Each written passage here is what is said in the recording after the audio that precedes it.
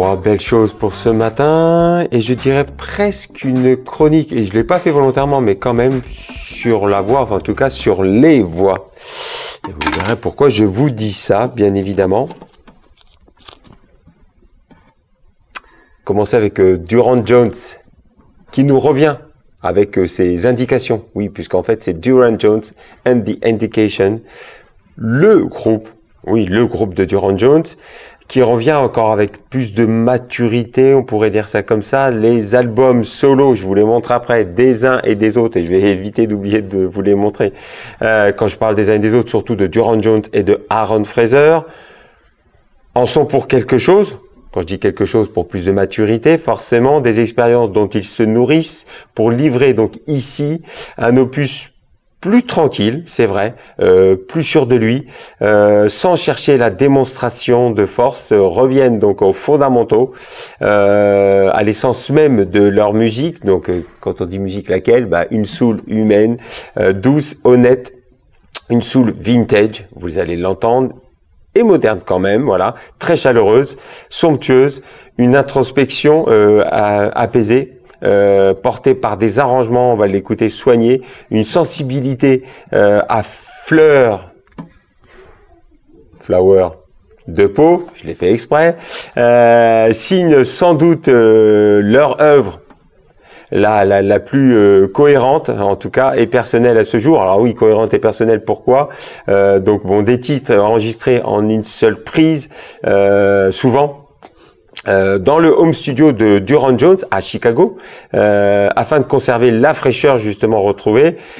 L'album aborde des sujets plus matures, c'est pour ça que je vous parle aussi de leur âge forcément, donc ils ont tous passé la trentaine, donc ils se racontent tant sur le plan personnel que professionnel, et d'ailleurs donc je reviens sur ces fleurs, Flower, le fameux Flower, qui symbolise justement pour eux justement cette croissance, cet accomplissement, ce renouveau, et à la fois l'épanouissement et donc la productivité, nouvelle productivité en tout cas, et donc du coup ils ont gardé quand même l'esprit récréatif des débuts, mais il me semble avec plus donc de sagesse et les leçons accumulées au fil des années, disent-ils. Un retour donc aux sources, pas de fioritures, production, vous allez voir, minimaliste, élégante, pensée pour laisser respirer justement les voix, mais aussi les émotions tout le long de l'album. Le groupe mise sur les textures organiques, une signature sonore nourrie par la tradition soul des 70s, et plus particulièrement la scène de Philadelphie, puisqu'on appelle aussi le Philly Sound, voilà. Mais attention, ce ne sont pas de simples revivalistes, ils recherchent toujours plus d'émotions, presque plus que la nostalgie de ce qu'on a pu découvrir avant, préfèrent l'exploration aussi que la recette figé, une vraie authenticité qui les distingue de certaines autres entités sclérosées dans de simples copies, je ne citerai pas de nom, vintage. À noter aussi donc que le groupe se retrouve à 3 seulement. Il y a eu parfois ils étaient 4, parfois même 5. Là ils sont 3, et c'est ce qui peut peut-être expliquer cette forme de simplicité dans cet opus. Et on va écouter, donc vous allez voilà, on va l'écouter, vous allez écouter à la fois tour à tour les voix de Durand Jones, de Aaron Fraser, oui je vais pas oublier de vous montrer les albums, ou des deux en même temps, selon ce qu'on va écouter, vous allez le voir, dans des registres, oui, très très différents. Aaron Fraser est un falsetto, une voix très aiguë, alors que Durand Jones c'est une voix beaucoup plus chaude. Donc quand même, pour ne pas oublier, je vous montre l'album solo de Durand Jones, sans ses indications, sans The Indication, qui a donc nourri aussi voilà cette nouvelle aventure, et je vous montre les albums solo de Aaron Fraser. Aaron Fraser qui est aussi chanteur-batteur, hein, il est batteur aussi. Et le dernier en date qui va être mis en circulation, qui est sorti il n'y a pas très très longtemps. Donc voilà pour les albums solo. Alors donc tout de suite je vous disais, on va commencer alors avec le falsetto de Aaron Fraser, Paradise. Alors, qui ouvre l'album? Alors, hormis une très courte introduction de quelques secondes, donc là, Paradise, on peut dire que c'est presque le premier titre. Donc, on est sur cette, justement, soul atmosphérique, presque vaporeuse, qui parle d'évasion intérieure, fraîcheur, élégance.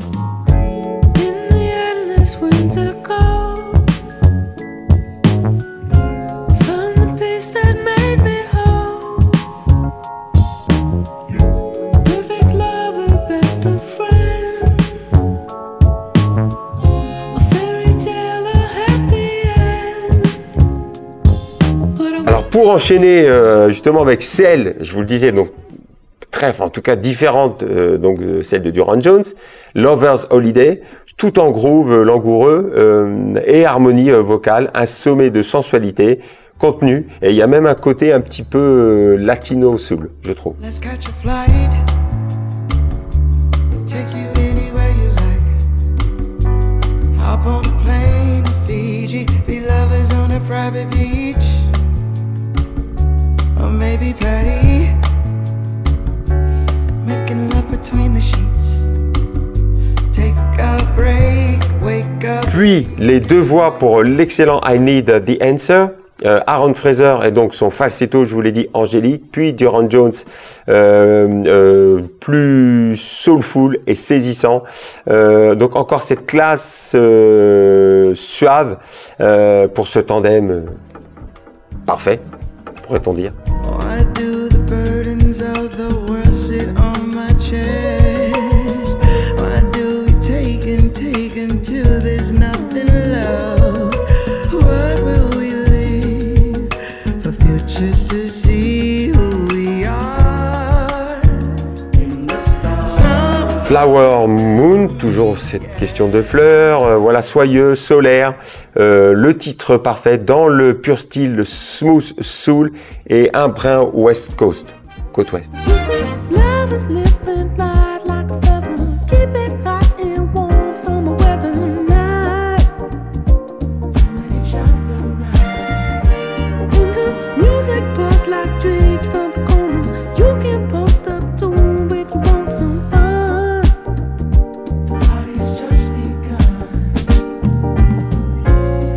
Really Want to Be With You, donc une rythmique mélodique et cordes façon La Croisière s'amuse. Je le fais exprès, donc non. Plus sérieusement, il y a des arrangements rétro, voilà, entre soul et funky, et quelques discrètes touches disco. Voilà pourquoi je vous dis ça.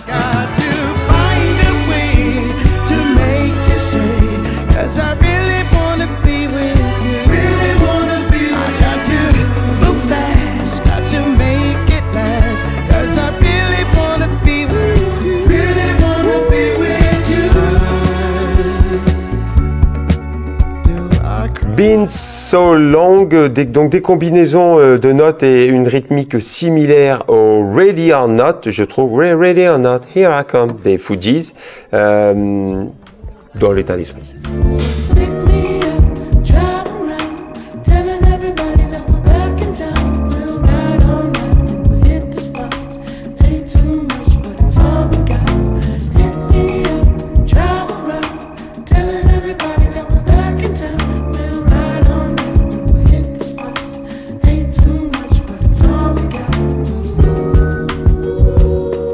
Les deux morceaux finaux sont complémentaires et groovy, et encore une fois, donc ils se partagent donc les parties vocales. On va écouter en premier If Not For Love, voilà, avec deux parties rythmiques distinctes et complémentaires.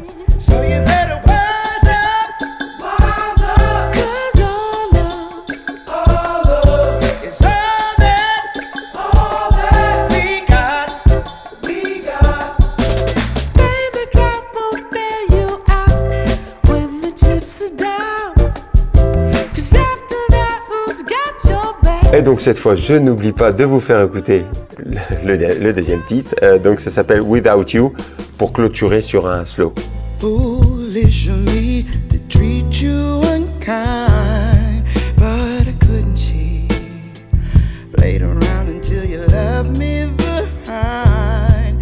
Now there is no one to dry the tears that I cried. Et donc pour ceux qui veulent aller plus loin, les autres albums de Durand Jones and the Indication, du plus ancien, premier album d'ailleurs, chez Colomine Records, voilà, puis après s'ensuit les autres albums, voilà, et d'ailleurs on peut même le voir sur le dos de la jaquette avec donc Durand Jones et Aaron Fraser, voilà les deux amis aussi. Puis donc, comme je vous disais, hein, ils sont beaucoup plus nombreux. Et notamment sur cet album, voilà, où là, par contre, il était question de beaucoup plus de disco et de funk. Voilà. un album aussi assez récent. Pour Durand Jones and the Education, que je vous conseille bien évidemment. On passe à quelque chose de totalement différent, moi qui m'a interpellé. Là-bas, je suis pas forcément fan de ça, mais je trouve que ça mérite quand même de vous en parler. Donc là, on est sur vraiment encore une sensation de voix, de sonore aussi, portée donc par la voix d'Ichiko Aoba. Et donc oui, quel univers quand même, voilà, devenu une superstar de la folk japonaise en 15 ans et 8 albums, née en 1990, 35 ans. Donc quand je vous dis 15 ans quand même, ça fait déjà un moment qu'elle fait de la musique, elle est encore toute jeune. Auteure, compositrice, interprète japonaise, a commencé donc la guitare classique à 17 ans, son instrument de prédilection, avec laquelle elle compose justement la majorité de ses chansons, pardon. Elle ne saurait s'en séparer, dit-elle. Elle joue aussi du piano, elle joue aussi de la clarinette, de l'accordéon. Voilà, touche à tout. Petit génie de la musique, voilà. Sa musique est souvent comparée, ça c'est très important, à celle qui illustre les films des studios Ghibli. Et donc je vous montre une anthologie. Alors oui, quand je dis les studios Ghibli, studios en fait qui date de 1985, studio donc mis en place par Hayao Miyazaki. Je vais vous montrer aussi des films de son fils Garo Miyazaki.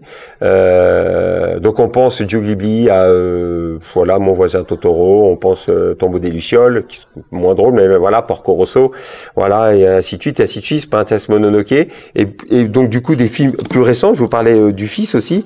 Donc là voilà pour les studios Ghibli. Et donc l'univers, et puis j'en ai pris aussi un plus récent, donc du fils, Garo Miyazaki.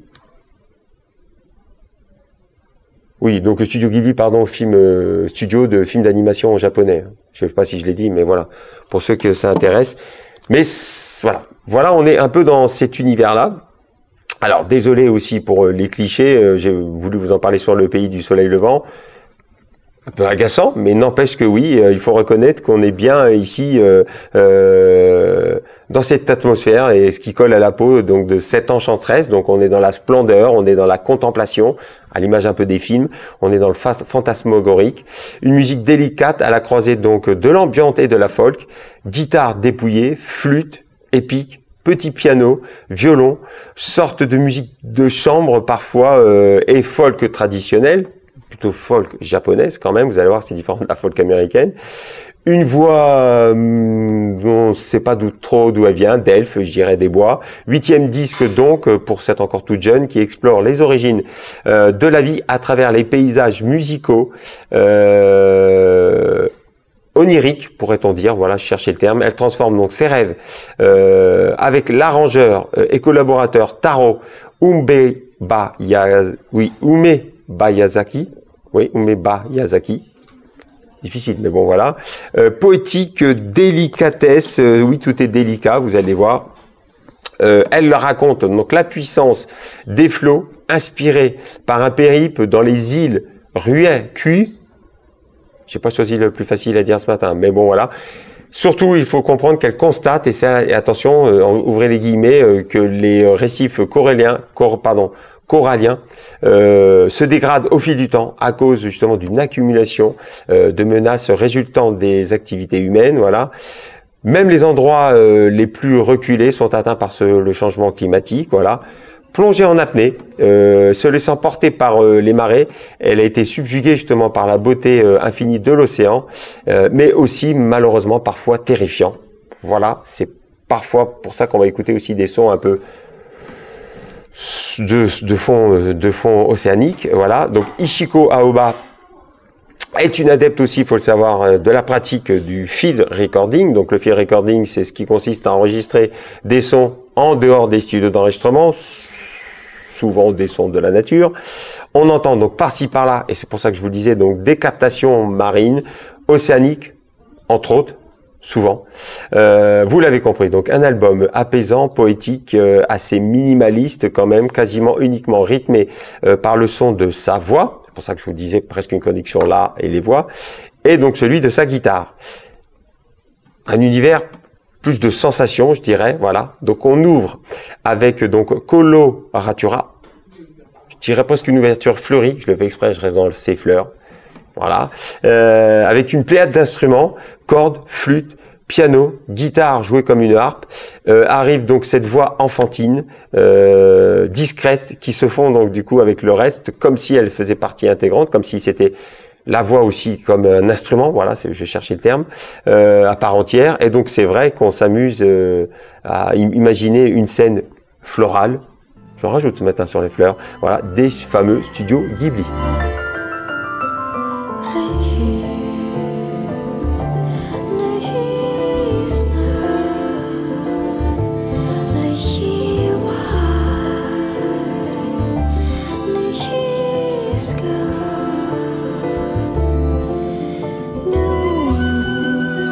Masamune. Toujours donc cette discrétion vraiment sans appel, voilà, c'est apaisant, on est comme en lévitation, un petit piano pouce joué comme un carillon, encore le côté enfantin, entre l'imaginaire et la naïveté, pas au sens péjoratif, attention, voilà, mais bien comme préservé justement de toute négativité, une sorte d'innocence pure, pourrait-on dire.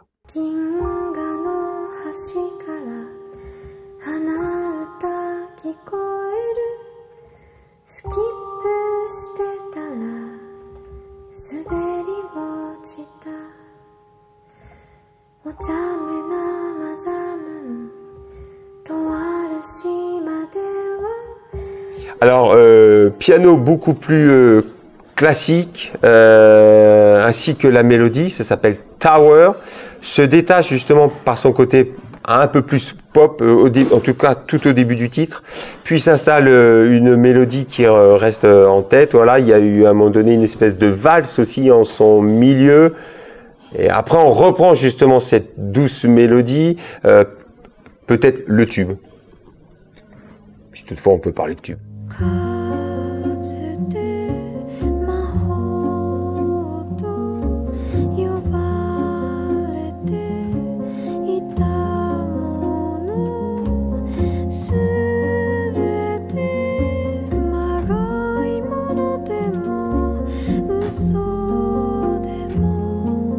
Aurora, ben, tout simplement guitare-voix, doublée.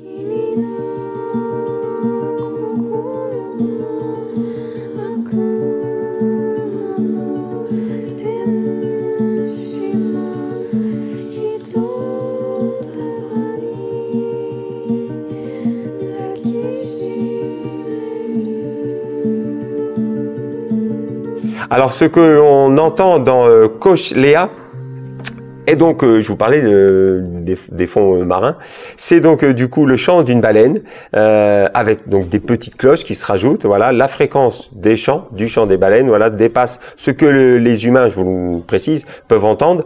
Dans le bas du spectre, voilà, il s'agit presque plus de vibrations. C'est pour ça que c'est à peine perceptible, en tout cas pour nous.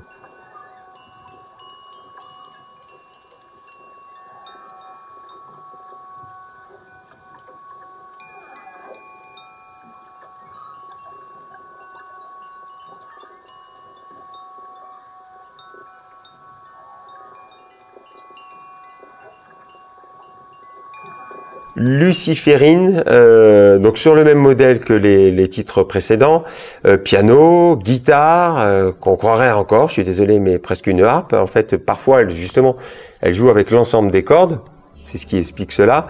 On est comme dans un rêve, voilà, c'est très très imagé.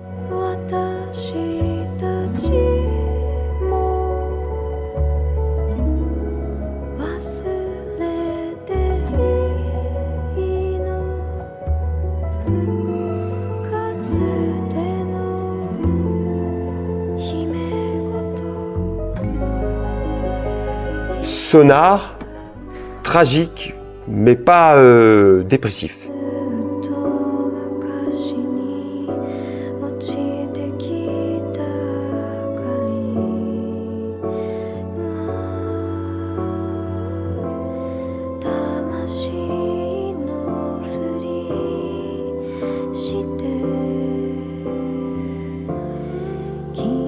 Et donc, on termine avec le conclusif Wakuzi no Namida, en français donc les larmes de la planète, où l'on perçoit ce vent qui n'est pas un vrai vent. En fait, c'est simplement en réalité un synthétiseur sur lequel justement elle a placé un filtre.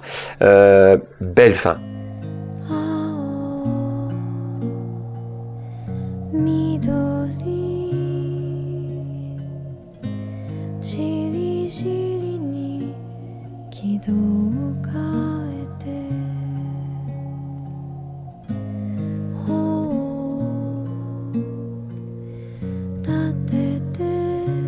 Œuvre évocatrice et extrêmement visuelle, et c'est pour ça que je vous ai parlé des studios Ghibli. En tout cas, un album calme, très calme. Alors je prends mes autres références pour le dernière sensation, pour être dire comme ça. Toujours, vous allez écouter, pas que, mais là sur la voix, avec Sophie Solivo. Donc encore et toujours très original, avec harpe, rhythm and blues, R&B, soul et jazz. Voilà, un joyeux mélange. Voilà, pour le renversant, oui, je me permets. Et le premier album donc de Sophie Solivo, je le répète, pourquoi je dis Sophie Solivo? Regardez, donc du coup le nom à l'orthographe justement trompeuse, tout comme sa musique, qui est elle aussi trompeuse. Sophie, S-O-P-H-Y-E. Cordes délicates, envolées vertigineuses. Elle signe un album aux multiples influences, d'une densité et d'une diversité assez rares. En tout cas pour un premier effort. Donc Sophie Solivo, parisienne, française, d'origine guadeloupéenne, chanteuse, harpiste de formation classique, évoque aussi bien donc la diva soul Erykah Badu. D'habitude on sort toujours Badouisme qui est son album phare, mais moi j'aime aussi beaucoup Mama's Gun. Voilà pour les comparaisons, diva soul. Écoutez Erykah Badu. Mais on pense aussi forcément pour la harpe et la harpiste Alice Coltrane, veuve du célèbre John, la fameuse légende. Et surtout, plus récemment, je vous ai déjà parlé, la harpiste aussi Brandi Younger, moi que j'aime beaucoup, qui remet vraiment la harpe voilà, sur le devant de la scène, très moderne, harpe et jazz et soul. Brandi Younger. Voilà, pour les références. On pense aussi parfois, je suis désolé, mais parce qu'il faut réécouter, un peu à l'univers de Nina Simone. À Laura Mvula. Je vous reçois les albums parce que si vous ne connaissez pas ces artistes, vraiment, n'hésitez pas. Et aussi, pour terminer, à Céleste. Je vous avais parlé l'autre fois, la fameuse voix Céleste. Donc cette fois-ci, je n'oublie pas, je vous montre l'album. Très belle voix, très originale. Voilà pour toutes les références. Donc vous l'avez compris. L'étendue donc de ses talents, Sophie Solivo, est déroutant. Tant elle jongle, vous allez l'écouter avec facilité dans tous les genres, voilà, qui se situent, je vous l'ai dit, jazz, soul, R&B. On est plutôt quand même en termes néo-soul, mais encore une fois, ça serait peut-être trompeur, en tout cas réducteur, et surtout donc du coup pour ne pas se tromper sur ses nombreuses compétences, et voilà, donc adepte du scat et des acrobaties vocales. Donc voilà, je me répète, on est bien voilà sur une thématique des voix. Peu étonnant quand on sait que justement elle dirige et qu'elle a la tête aussi de deux formations, enfin de deux chœurs. Formation vocale, bien évidemment. Elle collabore aussi, donc là, voilà, pour d'autres univers avec un groupe de musique latine. Voilà. Mais il est bien question, attention ici, de racines soul et de tout ce qui tourne autour. En tout cas, de tout ce qui est ce que j'appelle les plusieurs rythmicités apparentées à ce style. Donc le blues, le jazz, je répète, gospel, rhythm and blues. Elle chante en anglais et en français, surtout en anglais. Une voix intense, unique, nuancée, d'une grande versalité. Et honnêtement, pour l'avoir vu sur scène, c'est très très impressionnant. Voilà, une maîtrise vocale. Alors en plus, quand sa voix est accompagnée de sa harpe et des choristes, là on atteint vraiment des sommets, je trouve. Voilà. À cela se rajoute une batterie pour l'album, en tout cas, une basse qui marque une rythmique jazzy soul, assez down tempo, assez calme quand même et moderne. Une flûte traversière et une clarinette viennent ponctuellement, subtilement des fois se greffer au reste. Un projet qui modernise, je trouve, la soul, le jazz. Sophie Solivo célèbre la légèreté et la sagesse. Initiation, c'est le titre de l'album, raconte donc du coup la quête d'une jeune femme franco, on va dire guadeloupéenne, afro-française en tout cas, et donc ses racines, de son parcours et de ses guérisons. Sophie Solivo a remporté, il faut le noter aussi, il y a très peu de temps, le prix, j'ai regardé, je ne connaissais pas, le prix Joséphine. En fait, c'est un prix qui récompense un album, peu importe son style, peu importe son genre. Donc voilà, c'est tout vous dire. Voilà. Donc on commence avec une intro tout en voix. Ça s'appelle intro, tout simplement. Et sa voix.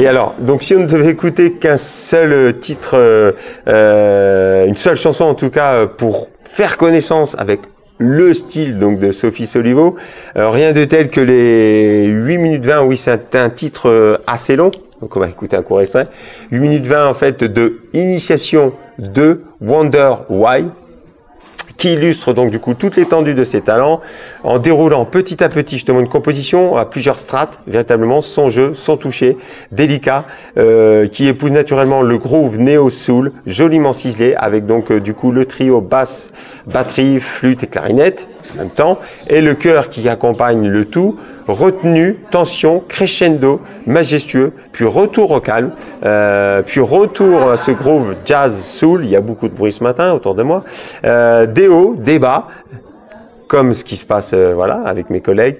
Rappelle aussi, pour ce titre et pour l'album, Rachel, si vous ne connaissez pas, Ferrell, Bel Univers, un grand titre, on écoute justement quelques secondes de ce long titre, mais bon, qui vaut le coup quand même.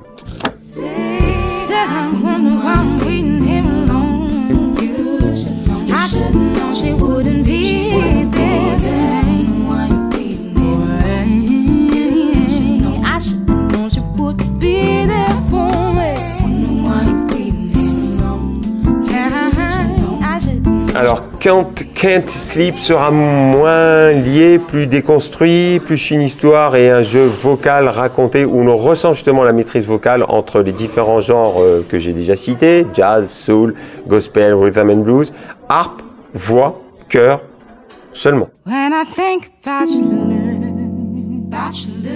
heart so damaged, that I think about what I've heard you had to go through, honey. When I think about your life, Hey, à l'anglo-saxonne, hein, H-E-Y, Hey, une interlude seulement vocale, encore.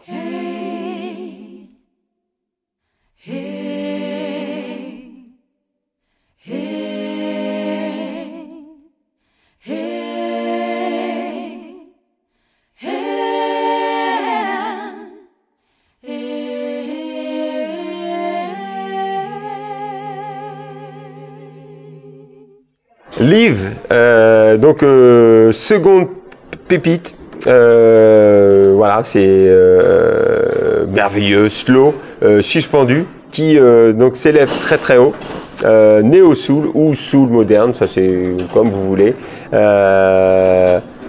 Bonjour tous mes collègues, il y a beaucoup de, oui, il y a des formations ce matin, donc il y a beaucoup de passages. Donc, oui, je disais un titre en fait qu'il faudra quand même du coup écouter et réécouter pour en capter donc justement toutes les subtilités, toutes les richesses en tout cas, de conception et d'interprétation. Moi j'appelle ça une fausse simplicité. don't look at me like that. You know that I wanna hold you when you know it's not right. You better go, and you know there's a lot of things I wanna tell you, but I gotta go, and Initiation, oui, on parle David et moi entre les interludes. Donc la pièce titre, Initiation, puisque c'est le titre de l'album, voilà, instrumental, maîtrise de la harpe, de sa harpe.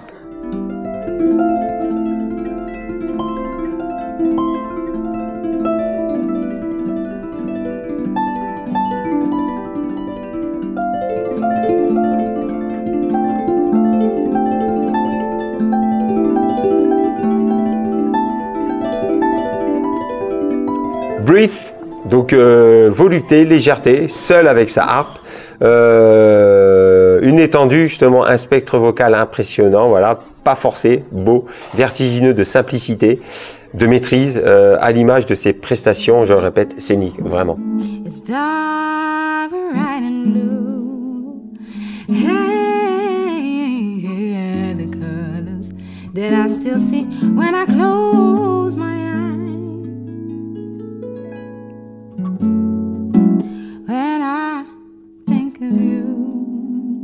Yeah. Et donc, on finit avec le néo-jazz, avec Simple Pleasure, là qui me fait incontestablement penser à Michel Ndegeocello, oui, la bassiste de jazz, avec ce phrasé quasiment hip-hop. Je vous montre un des derniers albums en date de Michel Ndegeocello, à qui l'on doit, je vous le rappelle, je vous l'avais dit une fois, presque le terme R&B.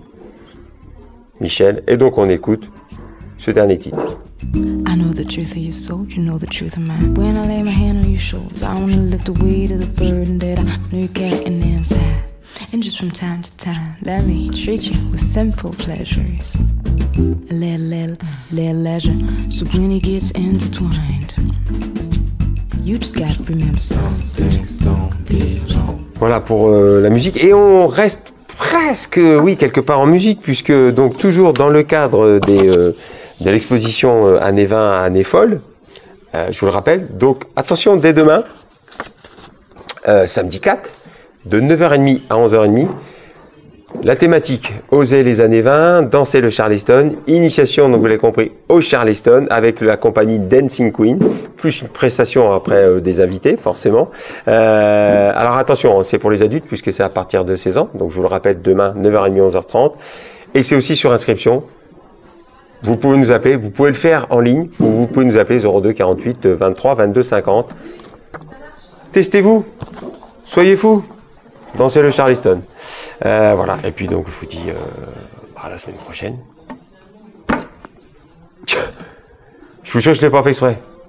On aurait pu mettre Purple Rain, l'homme violet. Allez, on se quitte avec lui. Kiss.